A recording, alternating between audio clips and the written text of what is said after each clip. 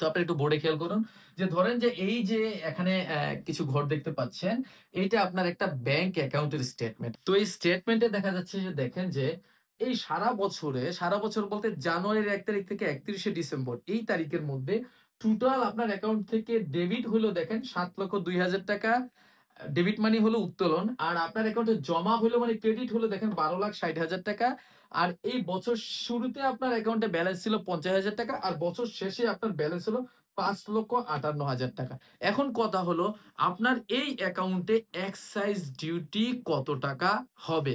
কারণ এক্সাইজ ডিউটির যে স্ল্যাব বা রুল সেখানে বলা আছে যে আপ টু ৩ লাখ নিল।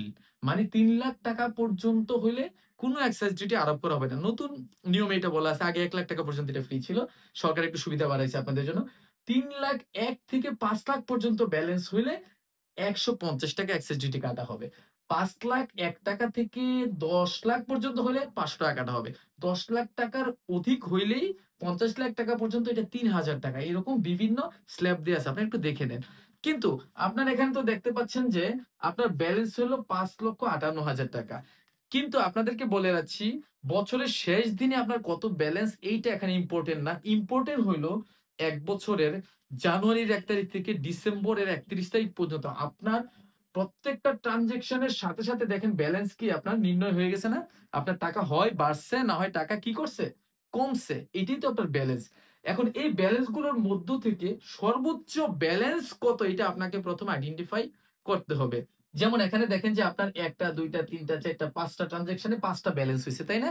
এখানে দেখেন যে সর্বোচ্চ ব্যালেন্স কোনটা আপনার? সর্বোচ্চ ব্যালেন্স হলো আপনার ৳১২,৫০,০০০।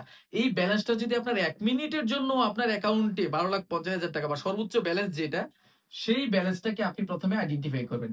এই ব্যালেন্সটাই হলো আপনার এক্সাইজ ডিউটি নির্ধারণ করার জন্য মানদণ্ড। যেমন এই ৳১২,৫০,০০০ দেখেন তো কোন স্ল্যাবের ভিতরে পড়ে? যেমন দেখেন ৩ থেকে ৫ লাখ এটার ভিতরে পড়ে? পড়ে না। ৫ থেকে ১০ লাখ না এটার ভিতরেও পড়ে না। কারণ ১২,৫০,০০০ তো ১০ লাখেরও বেশি।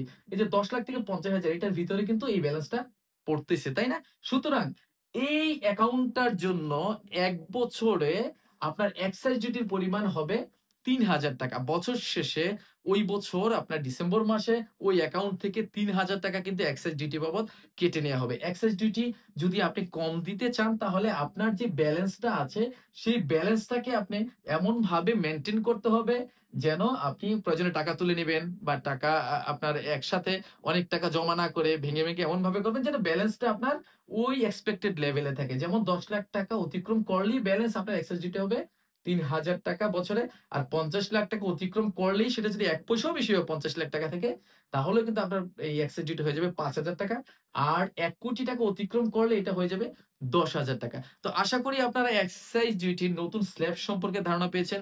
এক্সাইজ ডিউটি একটা অ্যাকাউন্টে কিভাবে আরোপ হয় সেই বিষয়টা সম্পর্কেও আপনারা বুঝতে পেরেছেন। তো এতক্ষণ ধৈর্য ধরে এই ভিডিওটি দেখার জন্য আপনাদেরকে ধন্যবাদ জানাচ্ছি।